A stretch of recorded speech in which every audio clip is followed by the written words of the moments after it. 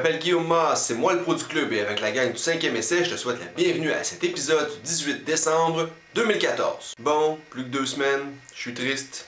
La bonne nouvelle, c'est qu'on va pouvoir en profiter parce que les vacances des fêtes sont à nos portes. Si tu travailles pendant les fêtes, laisse le pro te réchauffer le cœur avec les faits saillants de la 15e semaine de la NFL. Commençons par le match entre les Bengals de Cincinnati et les Browns de Cleveland. Ce qui a été le début officiel de Johnny Manziel dans la NFL n'a pas été très reluisant. 10 passes complétées sur 18 tentatives avec 2 interceptions. Donc, 12 passes de complétées.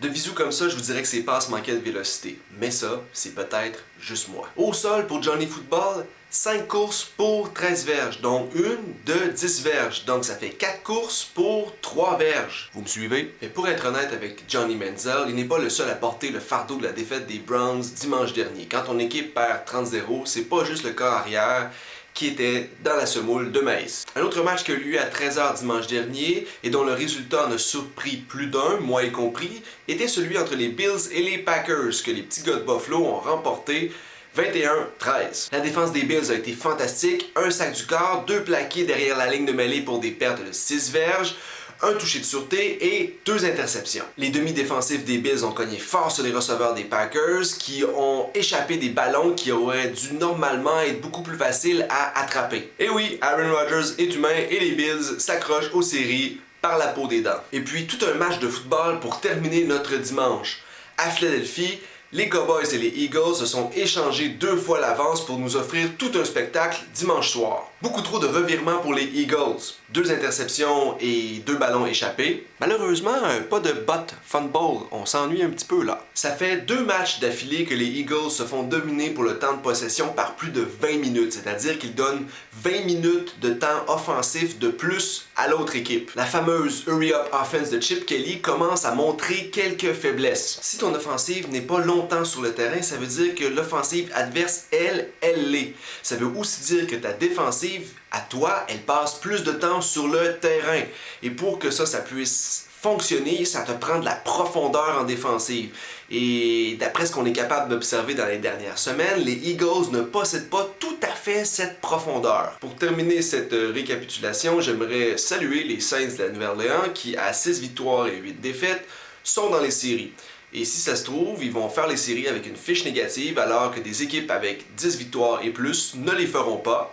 On salue la NFC South. La NFL, c'est aussi ça, des fois. Les matchs de la 16e semaine. Cette semaine, il y aura des matchs samedi soir. Rien pour écrire à sa mère, mais des matchs quand même. Commençons ce jeudi. Les Titans du Tennessee affrontent les Jaguars de Jacksonville. Les 2 équipes ont 2 victoires et 12 défaites comme dossier. Les Jaguars ont un casque avec 2 couleurs. Ils ont un front défensif plutôt honnête pour une équipe de bas de classement. Tennessee est pas si bon que ça. En fait, à 2 et 12, personne n'est vraiment très bon. Écoutez, je vais prendre les Jaguars. Ce samedi, 16h30, les Eagles de Philadelphie, 9 victoires et 5 défaites. Rendent victoire aux Redskins de Washington, 3 victoires et 11 défaites.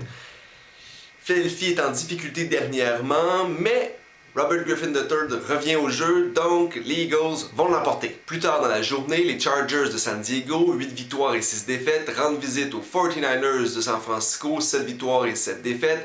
Les Chargers doivent absolument remporter ce match-là pour espérer rester dans la course aux séries. Ils se rendent à San Francisco, c'est l'équipe visiteuse. Les Chargers n'ont pas beaucoup de profondeur. Je favorise les Niners pour l'emporter. Dimanche 13h, les Chiefs de Kansas City, 8 victoires et 6 défaites, rendent visite aux Steelers de Pittsburgh, 9 victoires et 5 défaites. Pittsburgh est numéro 1 pour l'offensive dans la NFL. Les Chiefs sont numéro 8 pour la défense. Si les Steelers remportent ce match-là, ils devraient s'assurer de moins d'une place en série. Plus tard dans la journée dimanche, vers 16h, les Colts d'Indianapolis rendent visite aux Cowboys de Dallas. Les 2 clubs ont un dossier de 10 victoires et 4 défaites. Ça devrait être un festival offensif, ce qui va en faire le match de la semaine, car le plus intéressant à regarder. Les Cowboys ont une bonne ligne offensive, ils ont un bon jeu au sol, le 3e dans la NFL. Les Colts ont un bon jeu aérien, le 1er dans la NFL. Le problème des Colts, c'est qu'ils ont de la difficulté à appliquer de la pression sur le corps, que les Cowboys ont une bonne ligne offensive, donc les deux combinés ensemble, je pense que les Cowboys devraient l'emporter. Dimanche, pour finir la journée, les Seahawks de Seattle, 10 victoires et 4 défaites, rendent visite aux Cards de l'Arizona, 11 victoires et 3 défaites. La dernière fois que ces deux équipes-là se sont rencontrées, c'était le 23 novembre. Les Seahawks l'avaient emporté 19-3. C'est un match dans lequel les Seahawks, s'ils le remportent, pourraient égaliser ou prendre la tête dans l'ouest de la nationale. Ça va pas trop bien pour les Cards qui en sont à leur troisième carrière. Cette fois-ci, c'est Ryan Lindley, surnommé l'intellectuel, qui en 6 matchs a 0 touché et 7 interceptions. Donc il est intellectuellement porté vers les interceptions. Seattle devrait l'emporter. On termine cette semaine d'activité ce lundi soir entre les Broncos de Denver, 11 victoires et 3 défaites, et les Bengals de Cincinnati, 9 victoires, 4 défaites et 1 nulle. Ce match-là va opposer deux corps, Manning et Dalton, qui ont tendance à flancher dans les bons moments. Donc une chance que les prolongations ont un temps limite parce que ce match-là pourrait durer encore et encore et encore, puisque Manning et Dalton trouveraient le moyen de lancer le ballon à l'adversaire tout le temps pour que ceux-ci marquent des touchés.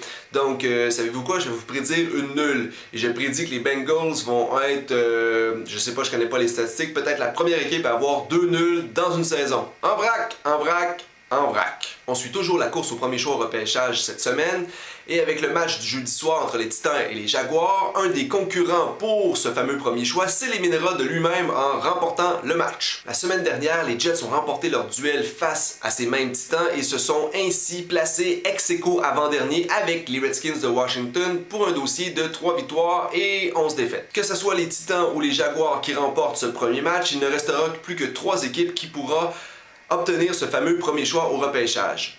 Moi, ça m'excite tout le temps les histoires de bas de classement. Et vous, êtes-vous excité? C'est pas dans mes habitudes de vous dire qui va jouer et qui ne jouera pas la semaine prochaine, mais je vais faire une petite exception cette semaine. Donc, DeMarco Murray a une fracture de la main gauche, il a été opéré et il pourrait bien jouer dimanche. Cam Newton s'est fracturé les vertèbres dans un accident de voiture il y a quelques semaines et il pourrait peut-être jouer dimanche. Jay Cutler, lui, est en pleine santé, mais il est trop poche, fait qu'il jouera pas dimanche. Vous savez, en tant que pro du club, je me tape une tonne d'articles sur l'actualité de la NFL. Je dois être au courant. Certains articles sont très bons, d'autres sont juste bons et certains sont mauvais. Et cette semaine, j'ai envie de vous parler d'un de ces mauvais articles. C'est juste un peu plus drôle. Comme je vous en ai parlé précédemment dans l'épisode de cette semaine, Johnny Manziel, le corps recru des Browns de Cleveland, a connu un premier départ pour le moins atroce. Gil Brandt, qui est un analyste senior de la NFL, a décidé de relativiser, si vous voulez, la performance de Johnny Manziel en le comparant à quelques corps qui ont eu une très mauvaise première performance et qui ont ensuite connu soit une bonne carrière ou quelques bonnes saisons. Donc Gil Brandt a comparé Johnny Manziel à Troy Aikman, John Elway, Peyton Manning, Alex Smith, Andrew Luck et le vénérable Frank Tarkenton. Ce sont tous des corps qui, après avoir connu un premier départ misérable ou difficile, qui auraient connu ensuite quelques bonnes saisons. Ce qui nous amènerait à penser, quand on fait le lien entre les deux, qu'un Manziel lui aussi pourrait connaître quelques bonnes saisons malgré ce premier départ très difficile contre les Bengals de Cincinnati. Ben moi, pour faire mon smash, je vais comparer Johnny Manziel à Ryan Leaf, Quincy Carter, John Beck, Danny Werfel, David Woodley, et au misérable Browning Nigel. Qui sont-ils? Ben, comme Johnny Manziel, ils ont connu des premiers départs misérables dans la NFL, mais contrairement aux autres nommés avant, ils ont soit connu pas de carrière du tout, ou on en a vraiment pas entendu parler longtemps, ou ils sont célèbres pour avoir été des busts. Ah oui, il y a aussi Mike Kruchek, Mike Elkins, Giovanni Carmazzi, Tommy Maddox. Eh bien, c'est ce qui conclut cet épisode. Si tu as des questions, des commentaires ou des suggestions, je t'invite à me les faire parvenir à l'adresse qui est indiquée à l'écran. Pour toutes tes nouvelles concernant la NCAA et la NFL, je t'invite à consulter régulièrement le site 5eessai.com. Ce fut un réel plaisir de parler de football en ta compagnie. C'est moi Guillaume Masse, le pro du club. À la prochaine.